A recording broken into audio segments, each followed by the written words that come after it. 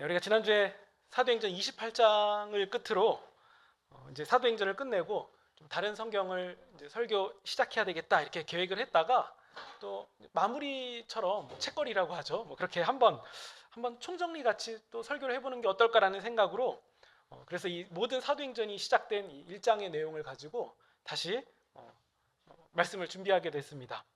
우리 사도행전을 꽤 긴 시간 동안 함께 나눴는데 이 사도행전에 있었던 주요 사건들 이제 여러 가지가 기억이 나시죠? 처음에 이 오순절 날이 이르렀을 때 성령께서 불의 혀같이 각 사람 가운데 임하셨잖아요. 그래서 예수님의 제자들은 성령님께서 말하게 하시는 대로 각 지방과 나라의 말로 방언이라고 하죠. 그 방언을 말하는 사건이 일어나는데 그 각 방언, 각 나라의 지역의 말로 했던 그 말의 내용은 동일하게 한 가지를 말하고 있었습니다. 그건 하나님 나라의 일이에요. 하나님 나라의 일. 그러니까 예수님께서 이루시는 하나님의 나라에 관한 얘기를 말하게 되었는데 그 방언 사건 이후에 바로 베드로가 일어나서 사람들을 향해 말씀을 전하기 시작합니다. 그때 이제 이런 말씀을 하죠. 구약 말씀의 인용인데 자녀들은 예언하게 될 것이고 우리 젊은 사람들은 환상을 보게 될 것이고 또 우리 어르신들은 꿈을 꾸게 될 것이다 라는 이 구약 말씀 요엘 선지자의 말을 인용하면서 지금 이 예수님의 제자들이 방언하는 것은 그냥 아무 계획 없다가 일어난 사건이 아니라 이미 오래전에 예언되었던 그 일이 지금 일어나고 있는 것이다 라고 사람들에게 말하는 그 내용의 설교를 하고 나니까 그때 3천여 명의 사람들이 다 예수님을 믿게 되는 그런 놀라운 일들이 일어나면서 초대 교회가 시작됩니다.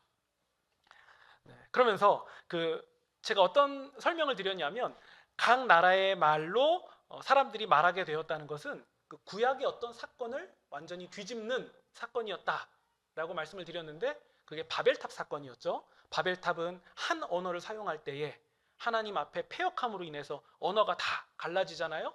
근데 이제 예수님의 오심과 부활과 승천 이후에는 이제 그 갈라졌던 모든 그 과거의 절망이 이제는 회복된다라는 것을 알려주는 사건이 그 방언 사건이었거든요. 그러면서 이제 유대 땅에서 시작되었던 예수 그리스도 복음이 단지 그 유대 안에만 국한된 것이 아니라 이제는 사마리아와 땅끝까지 그리고 유대인과 이방인 이런 구분 없이 이제는 다 어느 차별 없이 울타리도 없이 다 전파돼야 된다라는 것을 알려주는 사건이 시작되었습니다. 그러면서 이 베드로와 요한이 그 미문에서 걷지 못하는 자, 날 때부터 걷지 못하는 자를 일으켜 세우는 일들이 일어났고요. 그리고 이런 말도 했죠. 은과 금이 아니라 세상의 표지는 은과 금이지만 우리에게 있는 것 예수 그리스도를 주노라라는 말과 함께 기적을 일으키게 됩니다. 그래서 이제 교회의 표지는 교회의 전부는 교회의 기준은 오직 죽으시고 부활하신 예수 그리스도다라는 사실을 확고하게 하면서 교회가 시작되는 거죠. 그러면서 이전에는 예수님이 체포되실 때 그냥 겁이 나서 다 도망갔던 제자들이 이젠 담대하게 말합니다.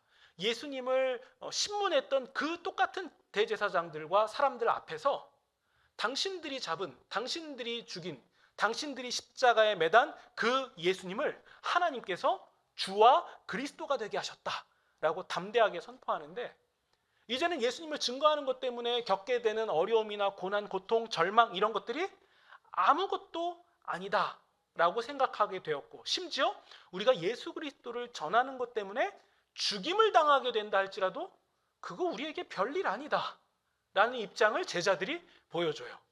왜 그들이 그렇게 할 수 있었냐면 사도행전은 그 상황을 성령 충만이라고 표현하는데 그 성령 충만은 예수 그리스도의 죽으심과 그리고 그 죽으심을 예수님이 이기신 사망을 사망케 하신 사건을 제자들이 경험했고 그래서 예수님이 다시 살아났다는 것을 보면서 이제 사망도 사망되었다는 사실을 절감했기 때문에 그래서 그들이 성령 충만함으로 사람들 앞에서 담대하게 예수 그리스도를 전할 수 있었습니다. 그러니까 이제 그들에게 더 이상 사망은 두려운 대상이 아니었던 거죠. 왜냐하면 사망을 예수님이 이기셨기 때문이에요. 그리고 일곱 집사인 일곱 집사 중에 한 사람인 스데반 집사가 순교하는 일도 있었죠. 그가 처음 예수 그리스도를 증언하면서 처음으로 순교하는 상황이 일어나는데 그가 두려움 없이 사람들 앞에서 복음을 담대히 전하죠. 근데 이 사람들이 나에게 돌을 던질 것이라는 것이 충분히 보여지고 예측되는 상황 가운데서도 너희들이 행한 잘못이 무엇인지를 돌아보라는 그 말을 전하면서 결국 스데반은 순교하게 되죠. 근데 그때에도 그가 목숨을 잃어가는 가운데서도 성령 충만함으로 보좌에 계신 예수님과 하나님의 영광을 그들이 보게 됩니다. 그러면서 스데반이 이런 얘기를 하잖아요. 자신에게 돌 던지는 자를 향해서 뭐라고 얘기하냐면 내 영혼을 받아주십시오. 이 죄를 저들에게 돌리지 말아 주십시오 라고 고백하죠. 근데 그가 했던 이 고백은 누군가가 이전에 했던 고백이잖아요. 누가 하셨죠? 예수님이 하셨잖아요. 그러니까 스데반은 자신이 돌을 맞아서 죽게 되는 그 급박한 상황 가운데서도 예수님을 닮았다라는 것을 보여주게 되었죠. 그럼 우리는 여기서 또 이해할 수 있죠. 여러분, 성령 충만이란 무엇입니까? 예수님을 닮는 거예요. 우리에게서 예수 그리스도의 모습이 보여지는 거예요. 스데반은 자기의 목숨이 잃게 되는, 정말 이성적으로 판단할 수 없는, 생각해서 신사답게 행동할 수 없는 그런 극한의 상황 가운데서도 그가 예수 그리스도의 모습이 드러났다는 것은 그의 삶 자체가 그냥 예수님을 닮았다는 거예요. 그냥 툭 건드려도 예수님이 드러날 정도로 예수님을 닮았다는 거죠.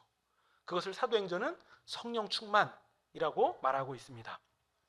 그리고 스데반 집사의 동기 집사님인 빌립 집사님이 이제 성령으로 충만하여서 복음을 증거하며 여러 지역을 다니는데 그 지역 중 한 곳이 사마리아죠.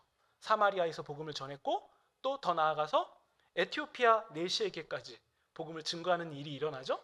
그러면 이 일련의 과정들을 보면 예수님이 말씀하신 그 일들이 그대로 이루어져 갑니다. 예루살렘과 온 유대와 사마리아와 땅끝까지 복음이 전해져 가는 과정이 지금 이 빌립 집사의 이야기까지 다 드러나게 되었죠. 그러면서 또 그 사건 이후에 이제 사도행전에서 빼놓을 수 없는 사건이 하나가 있습니다. 그게 뭐냐면 사도 바울, 스데반 집사의 순교에 가담했던 가해자 중 한 사람, 핵심 인물이라고 해도 좋을 것 같아요. 그랬던 사울이, 우리 이제 바울이라는 이름까지 알고 있죠. 그 바울이 다메섹으로 가는 도상에서 부활하신 예수님을 만나게 됩니다. 그러니까 이 바울은 예수님의 가장 반대편에서 예수님 믿는 사람들을 박해하면서 예수님의 가장 적으로 존재하고 있었는데, 예수님을 가장 싫어하는 사람으로 존재하고 있었는데, 그가 그 일을 하려고 다메섹을 향하여 가는 중에 부활하신 예수님을 만나요. 그러면서 가장 반대편에 있던 자가 가장 예수님 가까이에 서는 자로 바뀌게 되죠. 동시에 우리 베드로 사도의 사역도 활발하지 않았습니까? 이 중풍병자 애니야를 낫게 하는 일, 예수 그리스도의 이름으로 낫게 하는 일이 일어나고, 또 요바에 사는 여제자 다비다라고도 하는데 다른 이름으로는 도르가라고도 하죠.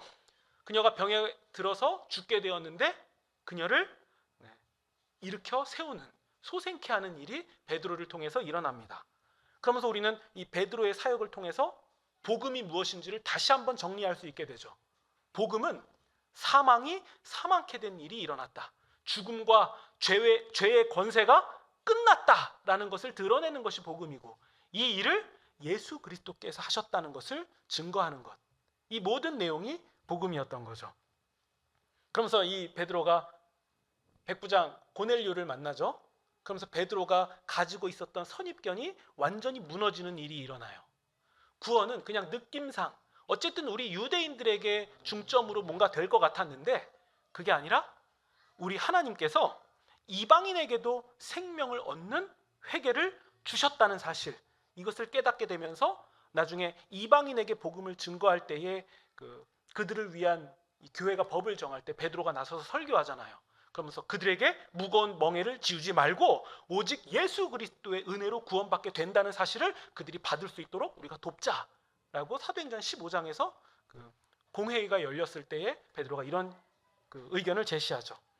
그러면서 이 사도행전 후반부로 가면 갈수록 이 사도행전의 시선은 이 바울에게로 옮겨지는데, 이 바울은 세 차례의 전도 여행을 떠나게 됩니다. 그래서 아까 예루살렘과 온 유대와 사마리아와 땅끝까지 복음을 전하게 될 거라는 예수님의 말씀이 이 바울을 통해서 더 구체적으로 드러나게 되죠. 땅 끝까지 복음을 전하게 된다. 그래서 그가 총 이 세 차례에 걸쳐서 전도 여행을 떠나게 되는데, 이 학자들의 연구에 따르면 이 바울이 이동했던 거리가 2만 킬로 정도 된다고 합니다. 근데 우리 2만 킬로라고 하면 그렇게 뭐 체감이 잘 안 되는데, 지구 한 바퀴 돌면 약 4만 킬로거든요. 그러니까 바울이 지구 반 바퀴를 그 발로 걸어 다니면서 예수 그리스도를 증거했다는 거죠. 그러니까 한때는 예수 그리스도를 박해하고, 그러니까 예수님을 믿는 성도들을 박해하고 예수님의 가장 적으로 있었던 그가 지구를 반 바퀴나 돌 정도로 예수 그리스도를 증거하는 사람으로 변해 있었다는 것. 네. 그럼 바울은 왜 이렇게까지 했을까요? 그냥 회심해서 적당히 괜찮은 신자로 살아가도 되는데 그는 지구를 반 바퀴나 돌 정도로 복음을 전하면서, 한편으로 생각해보면 그가 얻을 수 있는 건 무엇이었을까요?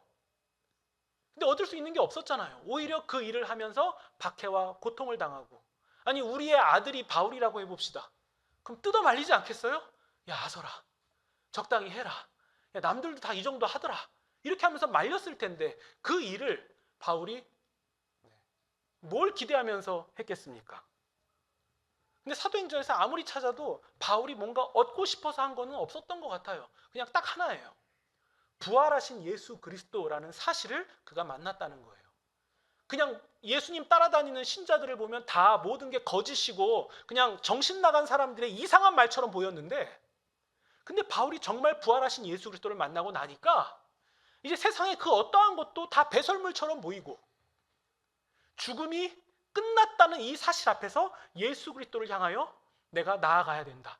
나는 예수 그리스도라는 표대를 붙잡으러 나아간다라는 그 고백에서 우리는 바울이 왜 그렇게 복음을 전했는지를 이해할 수가 있게 되는 거죠. 그러니까 뭐 부활이고 뭐고 다 거짓이었던 게 사실이라는 것을 만나게 되었던 거예요. 여러분, 제가 존경하는 은사님이 쓰신 책 중에 하나가 사도행전 5장까지 강해했던 그 책인데, 복음을 따라서라는 그 제목의 책이거든요. 예루살렘에서 시작되었던 복음이 당시 이 세계 중심인 로마까지 도달하는 과정을 추적해 간다라는 의미에서 복음을 따라서라는 제목으로 그 책을 쓰셨습니다. 그러니까 사도행전의 그 저자의 시각이 복음을 따라서 이동하고 있다라고 본 건데요. 그분께서 그 책에서 땅끝까지 이르러 내 증인이 되리라라는 그 말씀의 해설에서 땅끝을 이렇게 재밌게 통찰을 했는데, 제가 한번 적어왔는데 한번 들어보세요. 땅끝에 관한 얘기입니다. 지구는 돌아도 돌아도 끝이 없다. 공간적 개념의 땅끝이란 사실 존재하지 않는다. 나를 중심으로 오른쪽으로 시작해보면 지구를 한 바퀴 돌고 바로 내 왼쪽에 와서 끝난다. 어떤 의미인지 이해가 되십니까? 그러니까 지구가 둥글다면 이쪽으로 출발하면 땅끝은 여기라는 거예요. 여기가 끝이라는 거죠. 그리고 왼쪽으로 가면 나의 오른편이 땅끝이 된다.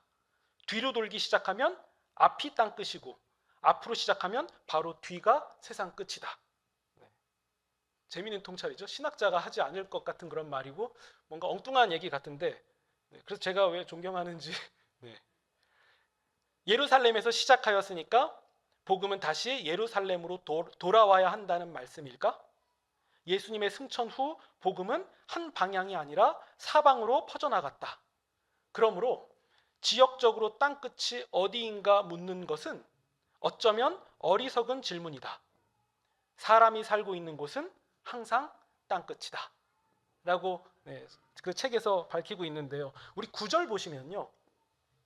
예수님은 제자들에게 오직 성령이 너희에게 임하시면 너희가 권능을 받고 예루살렘과 온 유대와 사마리아와 땅끝까지 이르러 내 증인이 될 것이라고 말씀하셨잖아요. 이 말씀을 우리가 오늘날 이 시대를 살아가는 우리에게 재해석이 충분히 가능할 것 같습니다. 우리가 이르러야 할 땅끝은 어디입니까? 네, 사람이 살고 있는 곳 어디든지죠. 땅끝까지 이르게 된다는 것은 사람이 살고 있는 어디든지입니다. 이걸 조금 더 제가 구체적으로 말씀드려보면, 내가 살고 있는 나의 평범한 일상과 그리고 우리의 가정도 땅끝에 해당한다는 거죠. 그러면서 곧 승천하실 예수님이 제자들에게 뭐라고 말씀하시냐면요. 우리 6절 보시면 일단 제자들이 이런 질문을 합니다. 이스라엘을 회복하심, 그러니까 이스라엘 나라를 되찾아 주실 때가 지금입니까? 라고 제자들이 물어봐요. 그러니까 곧 승천하실 예수님께 제자들이 이스라엘을 회복시키실 때가 이때입니까? 라고 물어봐요. 그러니까 제자들의 관심사는 무엇이냐면 이스라엘이 정치적으로 해방, 그러니까 로마의 압제에서 해방되는 것을 기대했던 걸로 보여집니다. 하지만 여러분, 제자들이 이렇게 생각한 것은 그렇게 틀린 얘기가 아니에요. 왜냐하면 구약 성경에 의하면 그 마지막 날에 메시아께서 이루시는 나라는 그 어떠한 강대국으로부터 해방되는 부분이 분명히 있거든요. 그러니까 제자들이 이렇게 질문할 수도 있었던 거예요. 근데 예수님이 여기에 뭐라고 대답하시냐면요, 7절입니다. 때와 시기는 아버지께서 자기의 권한에 두셨으니 너희가 알 바 아니요. 근데 여러분, 이 부분을 좀 잘 보셔야 돼요. 그러니까 예수님이 제자들에게 너희가 알 바 아니다 라고 말씀하신 부분은 때와 시기지 이스라엘 나라가 회복되는 것을 아니라고 말씀하신 게 아니에요. 때와 시기가 너희의 권한이 아니라는 말씀을 하신 거죠. 그러니까 이스라엘의 회복도 하나님 아버지의 뜻 가운데 있는 거예요. 단지 때와 시기가 제자들의 권한은 아니라는 거죠. 그러면서 예수님이 이어서 촉구하신 것은 무엇이냐면 땅끝까지 이르러 내 증인이 되라라는 바로 그 말씀이었습니다. 그러니까 이 상황을 제가 좀 이해를 돕기 위해서, 이게 꼭 맞는 비유는 아니지만 이해를 돕기 위해서 좀 말씀드려보면, 이 정치인 아들이 정치인인 아버지에게 우리나라가 좀 잘 살고 회복되는 때는 언제입니까? 라고 질문할 때 그때 아빠가 이렇게 대답했다는 거죠. 그건 아빠가 할 일이다. 너는 공부 열심히 하고 운동도 열심히 하고 건강하게 행복하게 잘 자라면 된다. 너가 해야 될, 학생으로서 너가 해야 될 일을 하면 된다. 너가 방금 한 질문은 아빠가 할 일이다. 어떤 의미인지 아시겠습니까? 이 말씀은 나라가 잘 되고 건강하고 좋게 되는 것이 의미가 없다, 관심 꺼라, 이 얘기가 아니라 그거 되게 중요한 건데, 너가 학생으로서 학생답게 건강하게 잘 살아가는 것은 나라가 잘 되는 것과 무관하지 않다는 거예요. 단지 아빠가 할 일이 있고 너가 할 일이 있다. 너가 할 일을 할 때 그것이 나라가 잘 되는 일과 직결되어 있다. 이런 말 아니겠습니까? 그러니까 예수님이 제자들에게 하신 말씀도 그거예요. 이스라엘이 언제 회복되는지 그거 관심 꺼. 그게 아니라 너희들이 성도로서 예수님의 제자답게 땅끝까지 복음을 전하는 삶을 살아가는 것은 이스라엘이 회복되는 것과 무관하지 않다. 직결되어 있다. 단지 세상이 다 그렇게 주목하고 있을 때 신자들은 신자로서 해야 될 일, 신자로서 주목해야 될 일, 신자로서 바라봐야 될 일, 그것을 놓치지 마라. 신자로서 해야 될 일을 마땅히 해내라. 세상이 우르르 쏠려져 가도 신자로서 해야 될 일을 놓치지 마라. 그것이 나라의 회복과 무관하지 않다. 직결되어 있다. 이 말씀을 예수님이 하고 계신 거죠. 그러면서 우리 10절 보시면, 이후에 제자들은 승천하시는 예수님을 보느라 시선을 하늘에 두고 있었습니다. 승천하시는 예수님이 이 구름에 가려질 때까지 하늘을 보고 있었어요. 그때 천사들이 곁에서 뭐라고 얘기하냐면요, 11절, 어찌하여 서서 하늘을 쳐다보느냐, 예수님은 다시 그대로 이 땅 가운데 오신다라고 재림을 말합니다. 그러면서 이 말은 어떤 의미를 담고 있냐면, 그러니까 부활 승천하신 예수님을 바라본 제자들은 땅끝까지 복음을 전해야 된다. 즉 너희의 시선은 하늘을 고정할 것이 아니라 땅에다 둬라. 너희들이 가야 될 땅끝까지 시선을 둬라. 땅끝에 시선을 두는 것이 곧 하늘에 시선을 두는 것과 무관하지 않다. 이 말씀을 하고 있는 것이 분명합니다. 그러니까 여러분, 우리가 제자로서 이 땅에 시선을 두면서 제자답게 살아가는 삶은 결국 천성을 향하여서 나아가는 삶이라는 사실을 우리가 분명히 기억하셔야 됩니다. 그러니까 우리가 신자로서 하늘에 속한 삶을 산다라고 말할 때에 그냥 내가 마땅히 해야 될, 한 명의 사람으로서, 한 명의 신자로서 마땅히 해야 될 일들을 소홀히 하거나 내팽겨치라는 얘기가 아니라, 우리가 이 주어진 일에 충실히 살아갈 때 이것이 천성에 속한 삶과 직결되어 있다는 것을 우리에게 알려주고 있는 거죠. 여러분, 우리가 살아가고 있는 현재 우리나라의 삶의 상황들을 보면요, 우리가 정치적으로 시끄러운 이 시기에, 그리고 정의를 외치며 여러 가지로 서로 갈등하고 싸우는 이 시기에 정치적으로 또 여러 가지 요소들이 안정을 찾는 것은 매우 중요한 일이에요.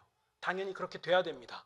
그러나 때와 시기는 우리 하나님께 있다라는 것을 우리가 확고하게 하시면 좋겠습니다. 이 말씀은 신경 끄세요, 관심 갖지 마세요, 이 얘기가 결코 아닙니다. 주님의 뜻이에요. 안정되고 평화롭게 흘러가고 정의가 세워지는 것은 우리 하나님의 뜻입니다. 근데 우리가 여기에 너무 과몰입해서 우리가 신자로서의 사명, 땅끝까지 복음을 증거하는 것, 이것을 풀어서 우리의 말과 행실로 사람을 감화시키며 예수 그리스도의 사랑과 은혜와 생명을 드러내는 일에 소홀히 하는 그 상황이 발생된다면 우리가 예수님 앞에서 어떤 말씀을 듣게 되겠습니까? 때와 시기는 너희의 권한이 아니다. 너희의 알 바가 아니다. 신자답게 살아가야 되는 그 사명을 놓치지 마라 라는 말씀을 우리가 듣게 될 것이 분명하죠. 그러면서 우리가 그리스도의 제자로 살아가는 삶은 이 나라가 회복되는 것, 더 나아가 구체적으로 말씀드리면 대한민국이 정치적으로 회복되는 것과 무관하지 않습니다. 그래서 우리는 항상 예수님의 방식이 무엇인지, 예수님이 원하시는 우리의 말이 무엇인지, 우리의 행동은 무엇인지, 우리가 바라봐야 될 시선은 무엇인지를 우리가 늘 생각할 수밖에 없는 이유는 그것이 우리 예수님이 원하시는 방식이기 때문이죠. 그러니까 우리가 복음을 따라서 살아간다는 그 삶은 우리가 지금 살아가고 있는 이 평범한 일상을 무시하는 것이 절대로 아니고, 그렇게 되어서도 안 되고, 우리가 살아가는 이 삶, 물론 내가 볼 때 저 그냥 돈 벌려고 그냥 사는데요 라고 말하는 그 일상마저도 우리가 신자로서 충실히 살아가는 것은 천성에 속한 삶과 무관하지 않다는 것을 우리가 마음에 잘 담으시면 좋겠습니다. 그러니까 절대 죽은 후에 나 가게 될 그냥 어떤 사후세계, 그게 하나님 나라야 라고 말하는 것은 그 틀린 거예요. 그렇지 않습니다. 우리의 삶과 직결되어 있습니다. 심지어 뭐 회사원이 출근하는 일부터 주부가 가정을 돌보는 일까지 모든 것은 우리 하나님 나라와 직결되어 있습니다. 우리가 신자로서 우리가 머무는 모든 영역에서 그렇게 살아갈 때 마태복음식으로 바꾸면 예수님은 이렇게 말씀하시겠죠. 너희는 세상의 소금이고 빛이다. 그러니까 예수님은 우리에게 평범한 삶을 요구하셨습니다. 우리의 평범한 삶 가운데서 그곳이 바로 땅끝이라는 생각을 가지고 우리가 신자로서 복음을 드러내고 예수 그리스도의 사랑과 은혜를 드러내며 예수님의 뜻을 드러내고, 그래서 모든 사람에게 당신이 하나님의 모양이고 형상이라는 것을 드러낼 수 있다면 우리는 천성에 속한 사람답게 또 복음을 따라서 힘있게 살아가는 삶이라고 말할 수 있을 것입니다. 그러니까 여러분, 예수님을 잘 믿는다라는 말은 지금 주어진 나의 삶을 열심히 살아내는 것이라는 의미로 우리가 받으시면 좋겠고, 그리고 평범한 일상을 살아내는 것이 로마까지 도달한 이 바울의 모습과 결이 같다는 것까지도 우리가 받으시면 좋겠습니다. 그러니까 한편으로 우리가 이렇게 살아가면서 볼 때 우리의 고단한 삶이나 혹은 패역한 세상, 그리고 어그러짐, 불의 뭐 이런 것들을 볼 때에는 예수님이 살아 계시긴 한 건지, 하나님께서 정말 이 역사 가운데 개입하시는 건지 이런 의문이 드는 것은 사실입니다. 그러나 우리가 신자로서 이 부름받은 이 평범한 일상을 복음을 따라서 살아가다 보면 우리는 그 여정의 끝에서 반드시 부활하신 예수님을 만나게 될 것입니다. 물론 이것은 끝날의 얘기고, 우리 사실 그 이전에 우리는 인생의 과거의 어디 지점에서 부활하신 예수님을 만났기 때문에 우리가 죽으시고 부활하신 예수님을 믿음으로 고백하게 된 것 아닙니까? 우리가 그 과거를 생각하면 만난 것 같으면서도 동시에 희미한 것 같지만 우리가 복음을 따라서 살아가다 보면 그 끝날에 우리가 몸과 몸으로 부활하신 예수 그리스도를 만나게 될 것은 성경의 약속입니다. 우리가 그 영광에 반드시 이르게 될 것이고, 우리가 이 사실을 기억하면 기억할수록 우리는 우리의 주어진 삶을 담대하고 거침없이 살아갈 수 있게 되는 거죠. 여러분, 제가 지금 드린 이 말씀대로 그렇게 살아가라고 이 사도행전에 나오는 수많은 제자들은 목숨을 버리기까지 복음을 따라서 그렇게 험난한 삶을 살아갔던 것이고, 그들이 목숨을 걸었다는 것은 그냥 종교 교양 활동한 거 아니고 그냥 뭐 거짓에 뭐 내가 이익을 얻을 수 있으니까 거짓말하면서 돌아다닌 거 아니고, 목숨을 걸었다는 것은 그것은 사실을 만났다는 것이고, 그 목숨을 걸었다는 것 자체가 그 사도들의 증언이 진정성 있다는 것을 우리에게 말해주는 거 아닙니까? 우리가 그 사실과 진정성 위에 이렇게 평범한 일상을 살아갈 수 있게 되는 것이고, 평범한 일상을 살면서 복음을 따라서 안전하게 살아갈 수 있게 되는 것이고, 그렇기 때문에 때로는 우리가 우리 일상을 바라볼 때 이게 굉장히 사소해 보이는 것 같다 할지라도 결코 사소한 것이 아니라 사도들이 흘린 피 위에 세워진 복이라는 사실을, 그리고 매우 무거운 것이라는 사실을 우리가 잘 생각하시면 좋겠고, 사소해 보일지라도 결코 사소하지 않은 굉장히 소중한 것이라는 것. 그래서 예수님은 세상의 소금과 빛이라고 불러주셨고, 우리는 이 삶을 살아가는 것이 매우 무거운 우리의 사명입니다.